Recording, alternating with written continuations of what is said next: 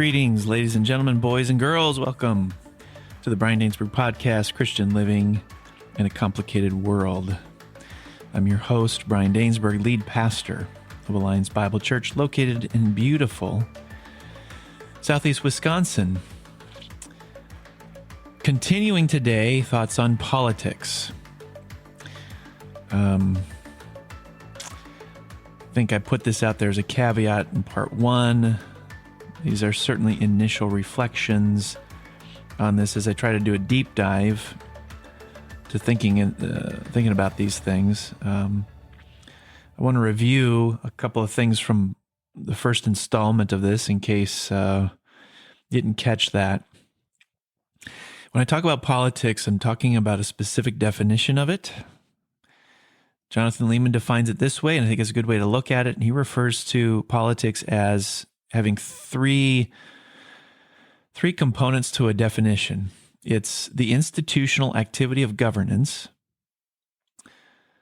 over an entire population, backed by the power of coercion, which in varying degrees will be regarded as legitimate. So when I talk about politics, this is what I'm talking about. Institutional activity of governance over an entire population, backed by the power of coercion, which in varying degrees will be regarded as legitimate.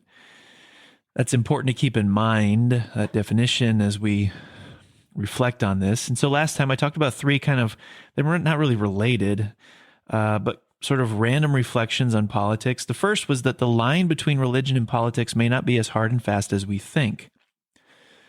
Because when you think about it, the political world is nothing more or less than a battleground of gods, each vying to push the levers of power in its favor. Everybody is religious. Even the atheist is religious. Now, atheists will probably object to that because they'll say, well, we don't believe in a God, or we don't have a sacred text.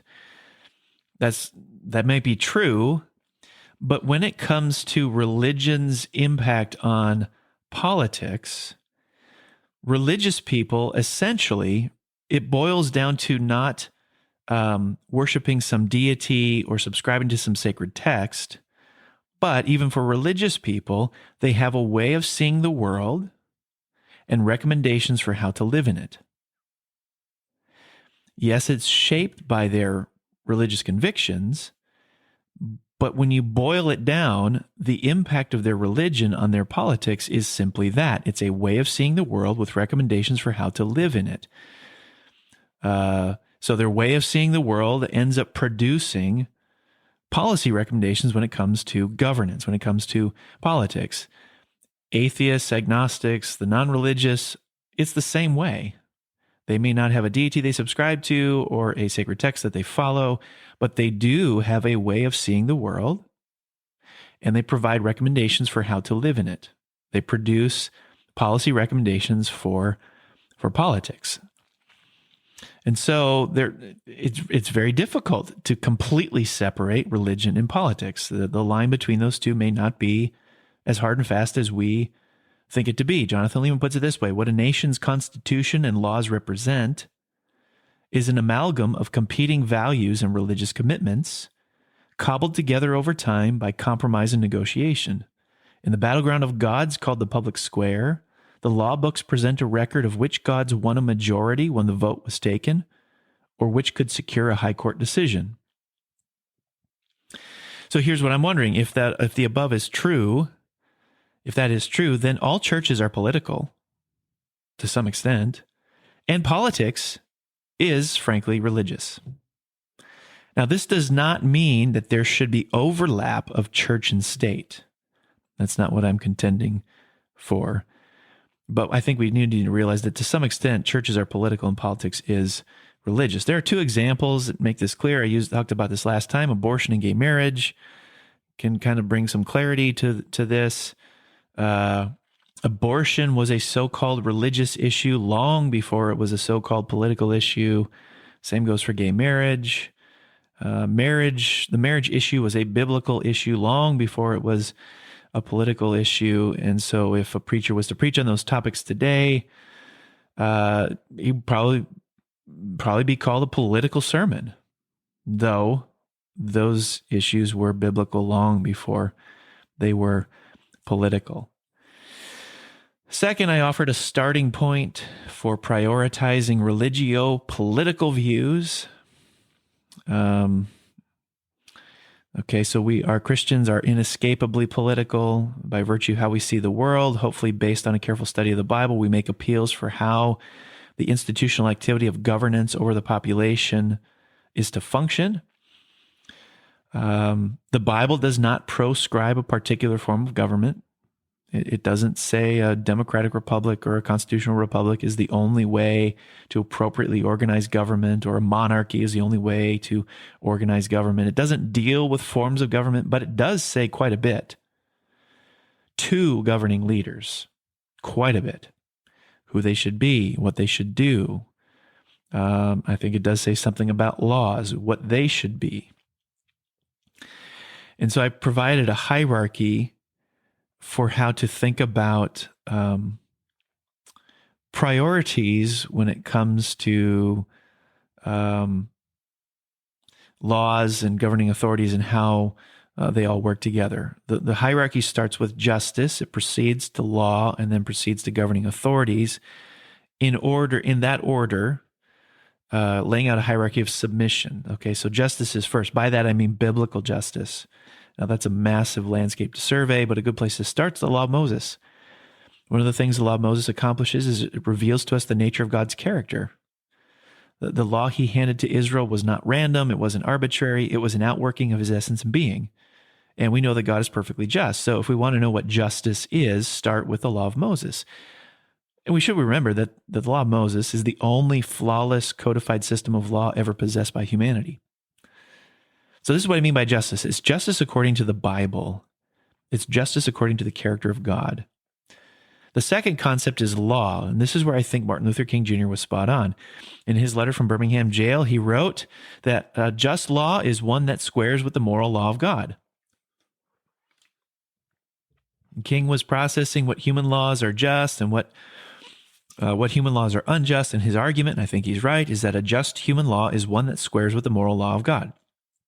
So he's thinking of laws in terms of biblical justice. He's starting with the moral law of God, with biblical justice, which is the standard of justice, and asking, does this human law codified in my country or community square with the moral law of God? And then the third concept is governing authorities. Governing authorities are the people you voted for. The question I'm wrestling with regard to governing authorities is, do they view themselves as subordinate to biblical justice and the laws that ought to be birthed out of biblical justice? Another way to put this is, the Bible does not teach governing authorities are above the law. They are subordinate to, they report to the law. And then third, last time we talked about the limits of just laws. We have to remember, as we contend for these things in the public square, we've got to remember the limits. Thinking God's thoughts after him, imaging Christ to the world, will never be achieved through the establishment and enforcement of just laws. The Bible storyline could not be clearer on that. What the law of Moses was unable to do, Jesus does through his work and spirit. This is why politics is secondary to the mission of the church. This is why I would rather see my neighbor converted to Christ than to my political point of view. This is why there will be Republicans and Democrats in hell. So we have to remember the limits of just laws in politics. Now, today I want to push on this a little further. In fact, this is something I'm preaching on. If this should go live on the 15th, I'll be preaching on this tomorrow on the 16th.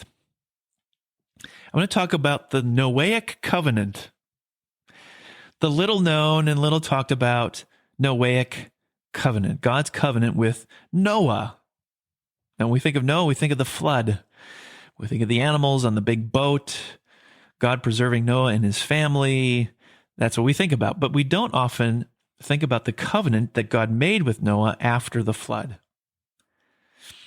Maybe the rainbow we think about, the sign of the covenant, yes. But what was the covenant about? Remember, when a covenant makes obligations of all parties involved. And so when God formed this covenant with Noah, there were obligations that God committed himself to, and there were obligations that Noah and his family committed themselves to. God's obligation was to preserve the human race. That's basically his obligation with the covenant. He's basically saying to Noah and his family, I'm not going to do that again. It's a one and done. Destruction of the world's population is a one and done. This is not going to happen again. And then Noah and his family had some obligations. And if you read the text, you realize it's not just Noah and his family, but all his descendants, which means, by extension, all of humanity, down to us today. In other words, it's the covenant God made with Noah is not specific to God's people, like God's covenant with Moses and Israel. That's specific to God's people. The new covenant in Christ is specific to God's people. God's covenant with Noah is with the entire human race, and nowhere in Scripture are we taught that the Noahic covenant has been replaced or eliminated. And Noah and his family, and therefore all the human race in this covenant, were given a threefold ethic: procreation, eating, and administering justice. Procreation, eating, and administering justice. This threefold, David Van Drennen writes, this threefold Noahic ethic implies a number of activities beyond what the text says explicitly. I propose that the Noahic covenant commissions human beings to form a variety of institutions, and that common political communities properly arise as they carry out this commission. Okay, so I want you to keep in mind the Noahic covenant is binding on all of humanity. These are God's expectations for all of humanity, and particularly those of us who belong to God, who walk with Christ. We have an obligation to point this out. That'll be a future podcast. Point this out even to those who do not follow Christ, that we do have an obligation before our Creator to attend to this threefold ethic that manifests itself in various institutions that logically arise if we are being faithful to the outworking of this threefold ethic. Let me take them one at a time. So I talked about procreation. Procreation is incumbent on the human race. So what sort of institution arises as a result of reproduction? Familial institutions. Van Drennen writes, to be fruitful, multiply, and fill the earth demands an interconnected set of activities, particularly the procreation, nurture, and training of children. What is needed is not just a proper context for sexual intercourse, but also a setting in which adults can care for the children procreated and teach them how to live productively in the world. These institutions that serve as forums for sexual intercourse, procreation, and the nurture and training of children are precisely what we call families. In other words, when God created this covenant with Noah, part of what he had in mind is the family. God's expectation of the human race is that the human race will be pro-family. And keep in mind, this covenant is still binding today. Now, it is an absolute travesty that this would even be controversial today.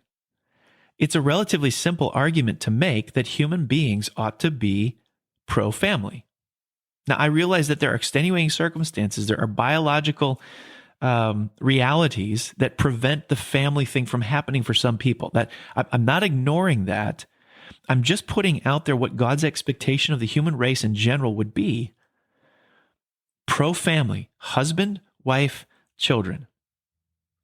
This familial institution is God's design for humanity, not just Christians, but humanity. What about the second aspect to the Noahic covenant, eating? What sort of institutions or associations are needed to ensure the world's population is fed? There's probably a whole bunch of different titles or labels you could come up with to describe this, but they're engaged in things like exploring and farming and building and technological innovation, all the things that go into feeding or seeing to it that families are fed. I mean, think about the necessary systems that ensure the survival of families. The creation and sustenance of these associations is necessary for human beings to maintain fidelity to the Noahic covenant. So we can quibble about which institutions better serve a given population. The application of this principle to actual policy is extremely nuanced, but the overarching mandate given to humanity is clear. Families need to be fed. Notice also that in this ethic, God has given human beings freedom to eat plants and meat. So, political entities that impose restrictions pertaining to consuming plants and meat onto the general population are operating outside their God-given boundaries. Now, certainly one can personally choose not to eat such and such a plant or such and such an animal, but the institution the Noahic covenant anticipates needs to operate within their God-given boundaries, and so human beings are free to eat plants and meat. Finally, what institutions or associations are necessary to fulfill the third aspect of the Noahic ethic, that is, to bring justice against destructive people who harm fellow human beings and thus hinder the work of families and those serving to feed them and contribute to their overall survival? What would you call those institutions? Well, it seems fitting to call these judicial institutions. And so I would contend that God's covenant with Noah is the actual starting point for the legitimacy of government. David Van Drunen writes this. He says, familial and enterprise associations can develop their own ways of resolving internal disputes, but many human conflicts require outside parties to bring resolution. Thus, judicial institutions become necessary to determine what sorts of harmful conduct require redress, to resolve conflicts, and to enforce appropriate penalties and remedies. These judicial institutions need not be arms of the state, since private organizations can provide security, mediation, arbitration, and related services, but the need for such institutions presents a context in which civil government arguably becomes a morally plausible idea. So listen again to the verses that talk about this part of the ethic, this part of the covenant, this part of the obligation placed on humanity. God speaks, and for your lifeblood I will surely demand an accounting. I will demand an accounting from every animal and from each human being too. I will demand an accounting for the life of another human being. Whoever sheds human blood, by humans shall their blood be shed. For in the image of God has God made mankind. This is God's expectation of all humanity. This is the core of administering justice. This is what's called lex talionis. A person who harms another person deserves a proportionate penalty. So notice something in the Noahic covenant. This is important. Notice something in the Noahic covenant. We see here that God has not authorized judicial institutions, governments, to prosecute crimes against himself. The penal code of Genesis 9, the Noahic covenant, adjudicates wrongs between fellow human beings, not wrongs between human beings and God.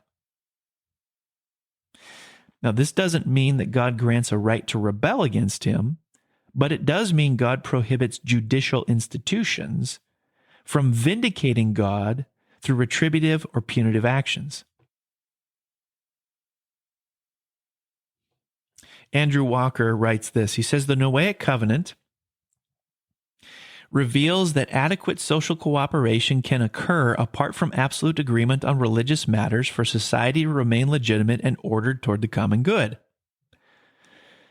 He continues, the Noahic covenant implies that while society cannot exist without a common morality, it can exist without a common religion. Further, he writes, what this means practically is that only forms of worship that physically harm other persons should be restrained or punished in light of the minimalist social order of Genesis 9. So it is my view that the Noahic covenant, which is still binding today, essentially says to government, when it comes to religion, hands off. Don't promote it. Don't forbid it. Theological belief or religious belief is not the world the government is to operate in.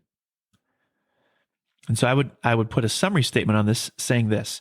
The government has a responsibility to create a modicum of social stability that allows even conflicting beliefs within a population to be held without fear of retributive action on the part of the state.